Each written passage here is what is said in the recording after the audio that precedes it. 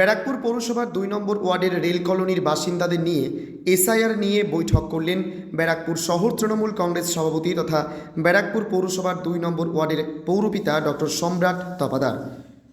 তিনি কথা বলেন এলাকার মানুষের সাথে, কারণ রেল বস্তির বাসিন্দারা দীর্ঘদিন আগে বাংলাদেশ থেকে এসে ১৭ নম্বর রেলগেটের পাশে রেল বস্তি করে থাকতে শুরু করেন।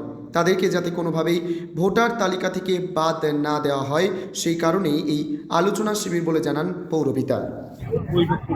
না, আমরা পরিষ্কারভাবে বললাম, আমাদের যারা নাগরিক আছে, আমাদের যারা ভারতবর্ষের নাগরিক আছে, এই আমাদের ত্রিনাথ কলোনি, ভূতনাথ কলোনিতে যারা দীর্ঘদিন ধরে বসবাস করে, তাদের দলের তরফ থেকে আমাদের জননেত্রী মমতা বন্দ্যোপাধ্যায়, সেনাপতি অভিষেক বন্দ্যোপাধ্যায়, আমাদের বিধায়ক, আমাদের নেতা শ্রী রাজ চক্রবর্তী, সাংসদ শ্রী পার্থ ভৌমিক সহ তৃণমূল দলের তরফ থেকে আমরা আশ্বস্ত করলাম, কোনো বৈধ ভোটারের নাম আমরা কিছুতেই বাদ দিতে দেব না। আপনারা আশ্বস্ত থাকুন, কোনো মানসিক যন্ত্রণা কোনো করবেন না, কেউ চিন্তা করবেন না।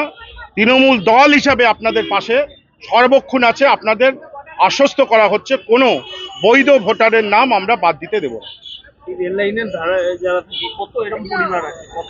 এরকম আছে, এরকম 200-250 ভোটার আছে পরিবার।